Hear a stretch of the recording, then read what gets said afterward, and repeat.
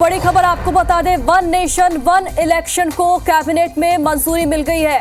Modi cabinet की बैठक में ये बड़ा फैसला लिया गया है। राज्यों केंद्र में एक साथ चुनाव का प्रस्ताव मंजूर हो गया है। शीतकालीन सत्र में सरकार इस मामले में बिल लेकर आएगी। तो बड़ी खबर आप तक पहुंचा रहे हैं, एक देश एक चुनाव के लिए आपको बता दें कैबिनेट में मंजूरी मिल गई है। मोदी कैबिनेट की बैठक में ये बड़ा फैसला लिया गया है। 2 सितंबर 2023 को आपको बता दें, एक देश एक चुनाव के लिए उच्च स्तरीय समिति का गठन किया गया था। इस समिति ने राष्ट्रपति को अपनी रिपोर्ट भी सौंपी थी और अब देखिए कैबिनेट में इसको मंजूरी मिल गई है।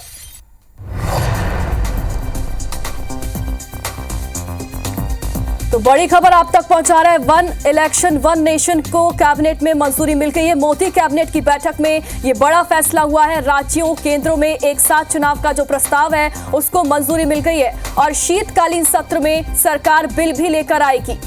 2 सितंबर 2023 को इस मामले में उच्च स्तरीय समिति का गठन किया गया था। इस समिति ने रिपोर्ट राष्ट्रपति को सौंपी थी और अब कैबिनेट में मंजूरी मिल गई है। और इस पर तर्क यह दिया गया था कि PM Modi one nation one election के विचार का समर्थन करते रहे हमेशा से ही, और उन्होंने ये भी कहा था कि देश को आगे ले जाने के लिए ये बेहद जरूरी है। और अब कैबिनेट में वन नेशन वन इलेक्शन को मंजूरी भी मिल गई है।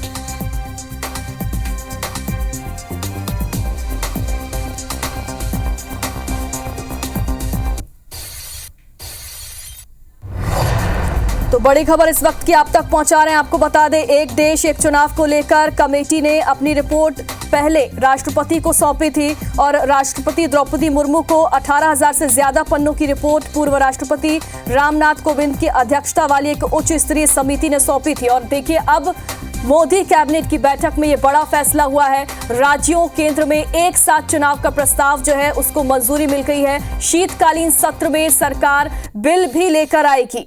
एक देश एक चुनाव वन नेशन वन इलेक्शन को लेकर कैबिनेट में मंजूरी मिल गई है। कैबिनेट बैठक में ये बड़ा फैसला लिया गया है और इसको लेकर हमेशा से ही वन नेशन वन इलेक्शन के विचार पर प्रधानमंत्री नरेंद्र मोदी हमेशा से इसका समर्थन करते रहे हैं। उन्होंने ये भी कहा था इससे पहले कि देश को आगे ले जाने के लिए ये बेहद जरूरी है। और अब वन नेशन वन इलेक्शन को कैबिनेट में मंजूरी भी मिल गई है। आपको बता दें कि 2 सितंबर 2023 को एक देश एक चुनाव के लिए उच्च स्तरीय समिति का गठन हुआ था और इस समिति ने एक रिपोर्ट राष्ट्रपति को सौंपी थी। और इसके बाद अब देखिए बड़ा फैसला मोदी कैबिनेट की बैठक में हुआ है। राज्यों केंद्रों में एक साथ चुनाव का प्रस्ताव मंजूर हो गया है।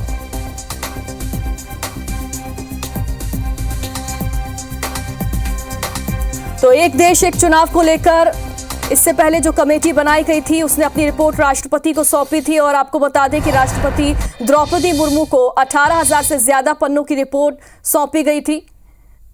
और एक साथ चुनाव कराए जाने से ये तर्क बताया गया था कि विकास प्रक्रिया और सामाजिक एकजुटता को बढ़ावा मिलेगा।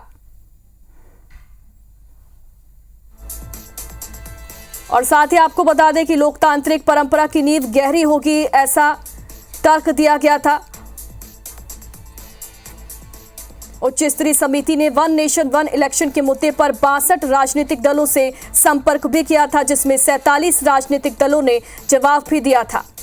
और अब वन नेशन वन इलेक्शन को लेकर कैबिनेट में मंजूरी मिल गई है। मोदी कैबिनेट की बैठक में ये बड़ा फैसला लिया गया है।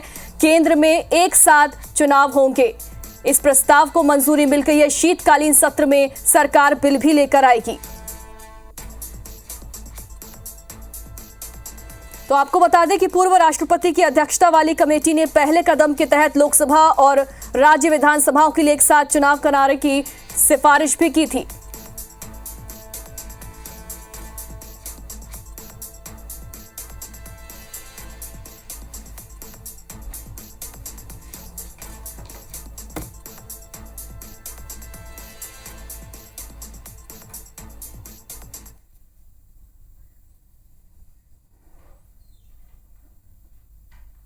तो ज्यादा जानकारी के लिए हमारे सहयोगी वरुण सखा जी हमारे साथ जुड़ रहे हैं। वरुण जी, बड़ा फैसला है, वन नेशन वन इलेक्शन को मोदी कैबिनेट में मंजूरी मिल गई है।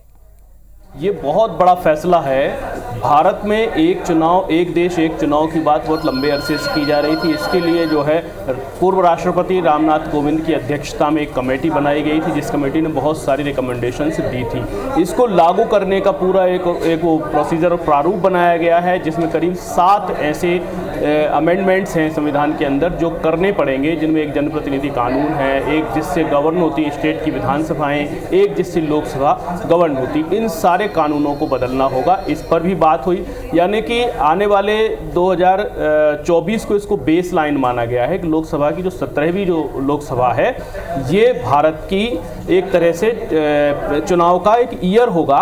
यानी अगला जो चुनाव होना चाहिए, इस हिसाब से अगर हम देखते हैं तो 2029 में पूरे देश में विधानसभाओं और लोकसभाओं के चुनाव एक साथ हो सकते हैं। अब सवाल ये उठता है कि बीच में जिन विधानसभाओं के जो कार्यकाल हैं वो अगर 27 में ख़त्म हो रहे हैं या 26 में ख़त्म हो रहे हैं या 28 में ख़त्म, जैसे छत्तीसगढ़, मध्य प्रदेश, राजस्थान ऐसे राज्य हैं जिनके 2028 में ख़त्म हो रहे हैं, या जिनके चुनाव अभी जो 24 इसी साल होने हैं तो उनको 29 में एडजस्ट किया जा सकेगा। जैसे उत्तर प्रदेश जैसे बड़े राज्यों के चुनाव जो हैं, जो कार्यकाल हैं 2027 में ख़त्म हो रहे हैं, तो इनका कैसे अकोमोडेशन होगा, इस तरह के प्रश्न इस कमेटी ने किए थे, जिनका समाधान ये निकाला गया कि कुछ राज्यों के जो कि 1.5 से 2 साल जिनका कार्यकाल बचा होगा, यानी इसमें एक फॉर्मूला निकाला गया कि 18 महीने से लेकर 22 महीने 24 महीने तक जिनका कार्यकाल बचा होगा उनको 1.5 साल का एक्सटेंशन दिया जाएगा, और जिनका 1.5 साल से 24 महीने के बीच का कार्यकाल अधिक हो रहा होगा उनको पहले जो है टर्मिनेट किया जा सकता है। इन्हीं टर्मिनेशंस और एक्सटेंशन के से जुड़े हुए जो लॉज हैं, जो संविधान की अनुच्छेद हैं, जो संविधान की व्यवस्थाएं हैं, उनमें अमेंडमेंट की बात इसमें की गई है। आज का ये जो कैबिनेट का फैसला एक बहुत बड़ा फैसला है। अब एक तरह से ये देखा जाए कि वन नेशन वन इलेक्शन का जो डिस्कशन था, अब ये फॉर्मलाइज हुआ है। जब कमेटी बनी थी स्टेप 1 था, आज इसको कैबिनेट ने मंजूरी दे दी, स्टेप 2 है। अब कैबिनेट के बाद जब भी लोकसभा का सेशन आएगा, जो हम सितंबर में अगर देखते हैं तो नेक्स्ट जो लोकसभा का सेशन आएगा वो नवंबर में आएगा, जो विंटर सेशन होता है। विंटर सेशन में सरकार इससे जुड़े हुए अमेंडमेंट्स लेकर आती है या नहीं आती है, ये देखना होगा। दूसरी बात, देश के जो प्रमुख दल हैं इनमें भी अधिकतम में यानी लगभग 62 जो इसमें पार्टीज़ हैं, उनमें से 32 पार्टीज़ ने इसको लेकर के सहमति जताई है। यानी आधे से ज़्यादा दल, बड़े दल भी इसमें शामिल हैं। कुछ उनकी अनुशंसाएं, कुछ उनके सुझाव, उनको भी माना गया है, उनको भी देखा गया है। उन सबको देखने के बाद इसको आज कैबिनेट ने मंजूरी दे दी है। जी वरुण जी, इस वक्त एक बड़े फैसले की तरफ देश आगे बढ़ रहा है, महत्वपूर्ण है। आपने इसकी ऐतिहासिक पृष्ठभूमि के बारे में कुछ बातें बताई हैं, लेकिन जैसा आपने कहा कि इसमें बहुत से अमेंडमेंट्स के साथ ही शुरुआत करनी पड़ेगी। अब नियरेस्ट कुछ चुनाव हैं, कल ये भी हम दिल्ली की चर्चा कर रहे थे, दिल्ली में जल्दी इलेक्शन की मांग की जा रही है, तो बहुत सारे स्टेट्स में क्या सबसे पहले करना होगा, आगे की प्रक्रियाएं किस तरह की होंगी? पुनीत जी, इसमें जिनके इलेक्शंस 2025 तक में भी हैं उनके साथ संकट नहीं है, क्योंकि 2024 में जिनका इलेक्शन हो रहा है, जैसे अभी हरियाणा है या जम्मू कश्मीर है या महाराष्ट्र में होगा, झारखंड में होगा, ये इनमें दिक्कत नहीं है, तो 29 तक हो ही जाएंगे। जिनके 25 में भी होना है उनमें भी दिक्कत नहीं, क्योंकि उनका जो टेन्योर है विधानसभाओं का वो 6 से 8 महीने पीछे खिसकाना पड़ेगा। और ये टर्मिनेशन की व्यवस्था राजनीतिक दलों के पास भी होती है अधिकार। जो सत्तारूढ़ दल है वो 6 महीने पहले अपने आप को विड्रॉ भी कर सकता है, तो इसके लिए बहुत ज़्यादा अमेंडमेंट की जरूरत नहीं। अमेंडमेंट की जरूरत है कार्यकाल को शॉर्ट करने के लिए। मिनिमम एक विधानसभा का कार्यकाल जो संवैधानिक रूप से माना जाता है, उसको मानते हैं कि 60 महीने के लिए जो चयन होता है उसमें 48 महीने कम से कम होने चाहिए सरकार के। उससे पहले उसको सिर्फ और सिर्फ राष्ट्रपति भंग कर सकते हैं, इसके अलावा कोई और उसे भंग नहीं, और कोई व्यवस्था के तहत वो भंग नहीं की जा सकती। तो अब ये प्रश्न है कि 2027 और 28 के जो इलेक्शंस हैं, 27 के 26 के इलेक्शन, 2 इलेक्शन ज़्यादा इसमें फंस रहे हैं। जैसा मेरे सामने कुछ एक सूची है जो हम लोगों ने इधर से निकाली है, तो उसमें जो 26 में जो इलेक्शन है, जैसे बंगाल जैसे बड़े राज्य के इलेक्शन है, तमिलनाडु जैसे बड़े राज्य के इलेक्शन है, असम है, केरल है, पांडिचेरी है, तो ये इलेक्शन 26 में पड़ रहे हैं। 26 वालों को 2029 में सिर्फ और सिर्फ 2.5 साल यानी कि 25 से 30 महीने हो रहे होंगे, क्योंकि 2026 में ये इलेक्शंस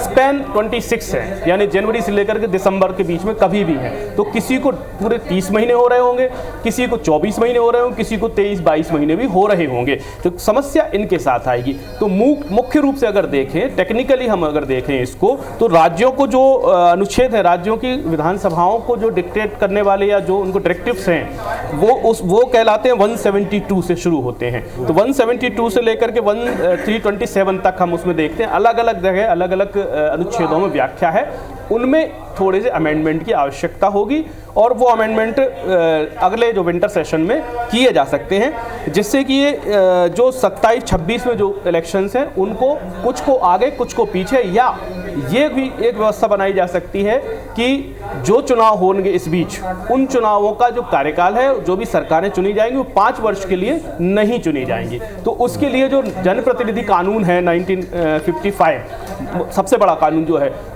उसमें सबसे बड़ा बदलाव करना होगा, जो कि पंचवर्षीय योजना और जो कि 5 साल सरकार को शक्ति संपन्न बनाता है, सबसे बड़ा जो अमेंडमेंट है उसमें करना होगा। जो नेक्स्ट इलेक्शंस जितने भी होंगे वो अपने समय पर होंगे, उनका टेन्योर जो है 5 वर्ष ना होकर जिसका जितना बचेगा 2029 तक, उसके लिए उनका चुनाव किया जा सकता है। पुनीत जी, दूसरी बात एक ये है कि अभी इस वक्त देश का जो राजनीतिक परिदृश्य है वो मूलतः 2 हिस्सों में बटा हुआ है। एक है इंडी गठबंधन और दूसरा है एनडीए। क्या आपको लगता है कि ये आसान रहने वाला है आगे की प्रक्रियाओं में? चूंकि अभी फिलहाल ये कैबिनेट ने पास किया है, अभी इस पर बहुत सी शायद जगह जो हमने पिछली देखी थी, उसके बाद एक कंसेंसस बनाने की, एक मत बनाने का प्रयास हुआ है। राजनीतिक तौर पर आपको लगता है इसकी राह में अभी कोई बाधा है, या ये अब मान लिया जाए कि बस अब प्रक्रिया शुरू होने की स्टेज में हम आ चुके हैं?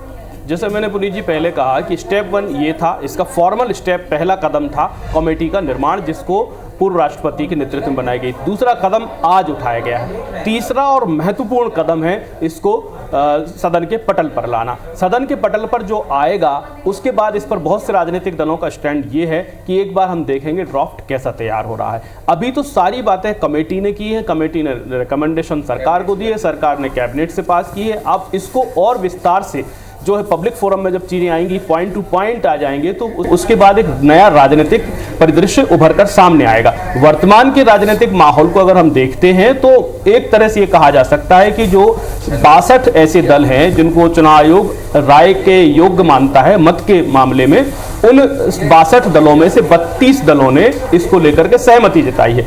इसका अर्थ ये है कि आधे से ज्यादा दल इसको लेकर के जो है पहले से ही सहमत है कि 1 नेशन 1 इलेक्शन होना चाहिए। हाउ, अब कैसे, इसको लेकर क्या सहमतियां हो सकती हैं? बिल्कुल वरुण जी, इस पर हम चर्चा करते रहेंगे।